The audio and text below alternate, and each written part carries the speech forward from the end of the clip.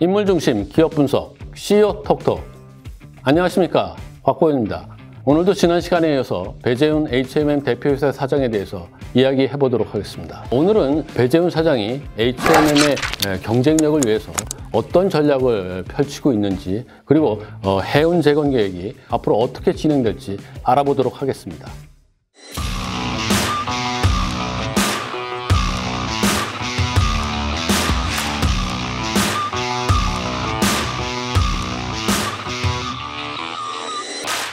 네, 오늘도 비즈니스 포스트에 조장훈 기자가 나와 있습니다. 안녕하세요. 비즈니스 포스트 조장훈 기자입니다. 네, 조장훈 기자. 그 배재훈 사장이 24,000 TU급 초대형 컨테이너 선박 12척을 인수했어요. 그러면서 이제 H&M의 실적이 쫙 이제 올라가고 있는 이런 상황인데, 선박의 규모, 크기, 많은 거, 뭐 이것도 중요하지만 어떠한 경영 전략을 펼치고 있느냐, 이것도 굉장히 중요하거든요. 그렇다면 그 배재훈 사장은 어떠한 경영 전략으로 H&M을 쭉 이끌고 나가고 있나요? 배재훈 사장은 해운업계에서 이 최신 IT 기술 도입이 늘어나서 비용 절감 경쟁이 가속화될 것으로 보고 디지털 전환에 앞장서 왔습니다.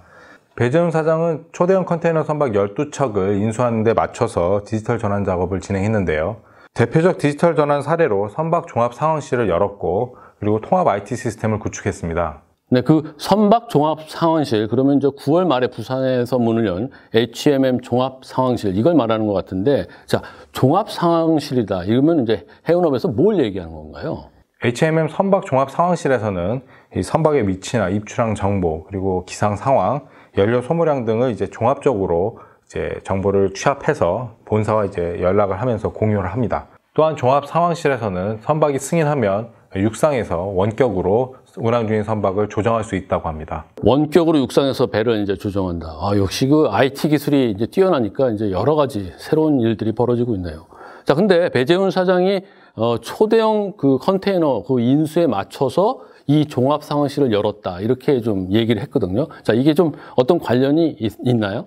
예, 그 H&M이 최근 인수한 초대형 컨테이너 선박 12척은 모두 스마트 선박이라고 해서 첨단 IT 기술이 도입된 그런 선박입니다. H&M은 앞으로 인수할 16,000 TU급 초대형 컨테이너 선박에도 스마트 기술을 적용하고, 기존 선박에도 IT 기술을 접목해서 관리한다는 방침을 세우고 있습니다. 네, 그렇군요. 그 배재훈 사장은 그 IT 첨단 기술을 먼저 도입하는 것이 바로 그 해운선사의 경쟁력을 높이는데 가장 중요한 요소다, 뭐 이렇게 판단을 한 것 같아요. 그러면 그거 말고 그 통합 IT 시스템 뉴가우스 2020이라고 하는데, 이게 이제 종합 상황실 말고 또 이제 구축됐다고 했어요. 자, 이거는 좀 어떤 건가요? 뉴가우스 2020은 선박 운영 정보를 비롯해서 모든 정보를 통합하는 IT 시스템입니다. H&M은 뉴가우스 2020이 완성되고 나서 선박 종합 상황실을 열면서 두 체계 사이에 시너지를 낼 수 있을 것이라고 바라보고 있습니다. 해운업계에서는 배재훈 사장이 앞으로 이 뉴가우스 2020에 인공지능, 클라우드, 또 빅데이터를 적용할 것으로 바라보고 있습니다. 네, 그렇군요. 근데 제가 이제 알아본 바로는 그 배재훈 사장이 이렇게 해운 분야에 IT 기술을 접목시키는 게 그동안 그 IT 전문가로 배재훈 사장이 쭉 일을 해왔거든요. 여기와 좀 관련이 있다, 이제 이렇게 좀 판단이 되는 것 같습니다. 그리고 이제 배재훈 사장은 고려대학교 전자공학과를 졸업을 했고, 그리고 LG전자에서 부사장도 지냈고, 그리고 LG그룹의 물류회사인 판토스 대표도 해서 물류 쪽의 역량도 굉장히 뛰어나다, 이렇게 평가가 나오고 있습니다. 그런데 이건 많이 했지만 정작 이 해운업에는 이제 경험이 없었어요. 그래서 취임 당시에는 여러 가지 우려가 많았다, 이런 얘기가 좀 전해지는데 그렇지 않았나요? 그렇습니다. 배재훈 사장은 2019년 3월 유창근 전 사장의 뒤를 이어서 취임할 당시에 해운 전문가가 아니라는 점에서 우려의 목소리가 높았습니다. 전임자인 유창근 전 사장은 H&M의 전신인 현대상선에서 30년간 몸을 담아온 해운 전문가였는데요. 그만큼 글로벌 해운 인맥도 많아서 굉장히 기대가 많았었습니다. 근데 반면 배재훈 사장은 물류와 IT 이력이 뛰어났기 때문에 상대적으로 우려하는 시선이 있었던 것이 사실입니다. 하지만 배재훈 사장은 조직 개편이나 임원 인사를 통해서 각 분야의 전문가를 배치하고, 그리고 조직의 해운 전문성을 높이고 경쟁력을 강화하는 조치를 취했습니다. 특히 배재훈 사장은 외부 인사를 영입하는 데도 굉장히 속도를 냈는데요. 배재훈 사장은 프로세스 혁신과 디지털 전환 작업에 힘을 쓰기 위해서 LG전자와 LG화학에서 임원을 지낸 최종화 상무를 변화관리 임원으로 임용했습니다. 아울러 초대형 컨테이너 선박을 인수하기 전까지는 선박의 시간을 정확하게 지키는 그런 전략을 펼쳐서 화주의 신뢰를 회복하고 경제 운항을 통한 비용 관리에 나서기도 했습니다. 그래서 이제 제가 조사해 보니까 HMM은 2019년 8월에 덴마크 해운 분석기관 시인텔이라는 데서 선박 운항 정식성 분석에 1위를 차지하기도 했습니다. 그렇군요. 이제 외부의 전문가도 이제 영입을 하고, 그리고 이제 그 딱 시간을 맞추는 정시성에서도 이제 1위 할 정도로 이제 잘 지켜서 화주의 신뢰도 끌어오고 뭐 이런 걸로 굉장히 많은 역할을 한 것 같아요. 그러면서 이제 다른 경쟁 해운선사하고 이제 서비스를 좀 차별하고 경쟁력을 강화하기 위해서 배재훈 사장이 현장에다가 재량권을 이제 과감하게 주고, 그래서 조직 문화를 바꾸고 뭐 이런 일도 했다고 하는데 어떤가요? 그렇습니다. 배재훈 사장은 취임 이후에 유연한 조직 문화와 고객 중심의 서비스를 강조했는데요. 배재훈 사장은 임직원들과 간담회에서 일하는 사고방식을 바꾸지 않고서는 결코 변화할 수 없다, 이렇게 얘기하면서 고객 만족을 위해서는 경쟁선사와 차별화된 서비스를 제공해야 한다, 이렇게 강조했습니다. 고객에게 차별화된 서비스를 제공할 수 있는 그 영역을 발굴할 수 있도록 현장의 재량권을 확대하겠다, 이렇게 말하기도 했습니다. 네, 그렇게 이제 조직 그 구조 그리고 문화 뭐 이런 걸 바꾸고, 결정적인 거는 이름도 바꿨어요. 현대상선에서 HMM으로. 이 현대라는 이름을 떼기가 그렇게 쉽지 않았을 텐데 그렇게 과감하게 바꿨죠? 네, HMM은 1976년 아세아 상선으로 창립해서 1983년 현대상선으로 이름을 바꿨습니다. 그리고 배재훈 사장 취임 1년 후인 2020년 3월 정기주주총회에서 현대상선에서 HMM으로 37년 만에 이름을 바꾸게 되는데요. 배재훈 사장은 2020년이 해운동맹 디얼라이언스와 협력을 개시하고 초대형 컨테이너 선박을 투입하는 등 이정표를 세우는 전환점이 될 것이라며 회사 이름을 변경한 배경을 설명했습니다. 그렇군요.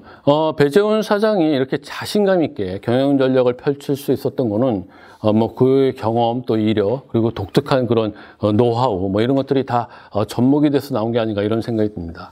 근데 여기에 이제 좀 더 도움이 됐다고 하면은 바로 이 문재인 정부에서 추진하고 있는 그 해운 재건 계획, 이것도 굉장히 큰 도움이 됐다 이렇게 생각이 되는데, HMM은 정부의 그 해운 재건 5개년 계획을 발맞추기 위해서 굉장히 협조를 하고 있고, 특히 이제 유관기관인 해양수산부 그리고 해양진흥공사 여기하고 협력을 많이 하고 있는 걸로 알려져 있습니다. 자, 그렇다고 하면은 이 해운 재건 5개년 계획, 이건 구체적으로 어떤 내용을 담고 있나요? 이 해운 재건 5개년 계획은 크게 세 가지로 나뉩니다.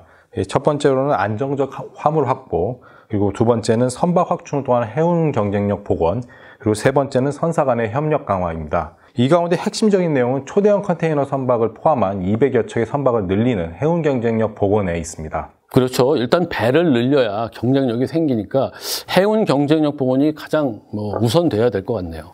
자, 그러면 그 해운 재건 5개년 계획이 없었던 그때에는 우리나라 해운 선사들이 전부 다 굉장히 어려운 시절을 겪었겠네요. 그렇습니다. 기존 선사들은 한진해운이 몰락하는 과정에서 국내외 화주들의 신뢰를 잃게 되는 그런 결과를 맞닥뜨리게 됩니다.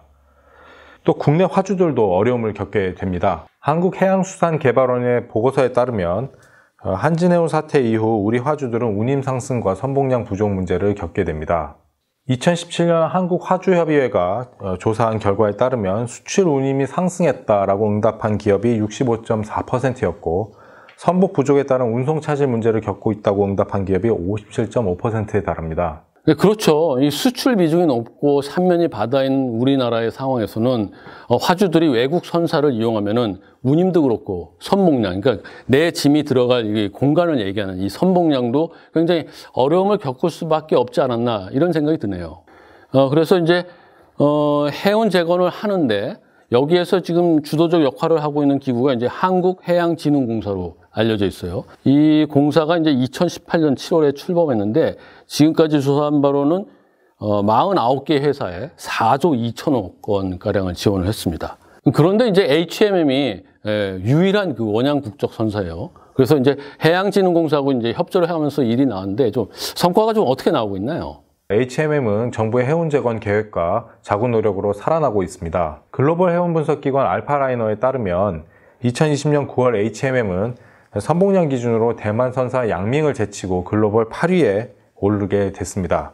또한 HMM이 운영하는 24,000 TU급 초대형 컨테이너 선박은 유럽 항로에 주로 투입되는 15,000 TEU급 컨테이너 선박보다 TEU당 약 13%의 연료를 절감할 수 있어서 비용 경쟁력을 확보했습니다. 그 최근에 이제 미주 노선의 운임이 높아지자 배재훈 사장이 국내 화주들을 위해서 미주 항로에다 컨테이너 선박을 투입하는 뭐 이런 전략을 펼쳤다 이렇게 전해지네요. 그렇죠? 미주에서 운임이 높아지고 국내 화주들이 이제 선박 확보에 어려움을 겪자 배재훈 사장은 동남아시아에 있던 이 컨테이너 선박을 미주 항로에 투입하게 됩니다. 배재훈 사장은 취임 직후부터 고객인 화주들과 상생하고 서비스를 강화하기 위해 노력을 했는데요. 취임사에서도 고객 만족은 마땅히 기대하는 가치를 제공할 때 가능하지만 고객 감동은 그 이상의 서비스를 제공할 때 얻을 수 있다 이렇게 말하기도 했습니다. 네, 잘 알겠습니다. 배재훈 사장은 HMM의 경쟁력을 끌어올리기 위해서 IT 기술과 시스템들을 과감하게 도입하고 있습니다. 그리고 정부의 해운 재건 5개년 계획을 함께 도우면서 끌어올리는 그런 역할도 하고 있습니다. 정말 그 배재훈 사장이 한국 해운 재건의 선봉에 서서 화주도 돕고 그리고 또 정부와 함께 그 5개년 계획도 잘 수행하고 그 결과 수출을 중심으로 하는 우리나라 산업의 해운업이 큰 뒷받침이 되는 그런 미래가 펼쳐지기를 다시 한번 기대해 봅니다. 오늘 CEO 톡톡 배재훈 HMM 대표이사 사장에 대한 이야기 이것으로 마무리 짓겠습니다. 끝까지 시청해 주셔서 대단히 감사합니다.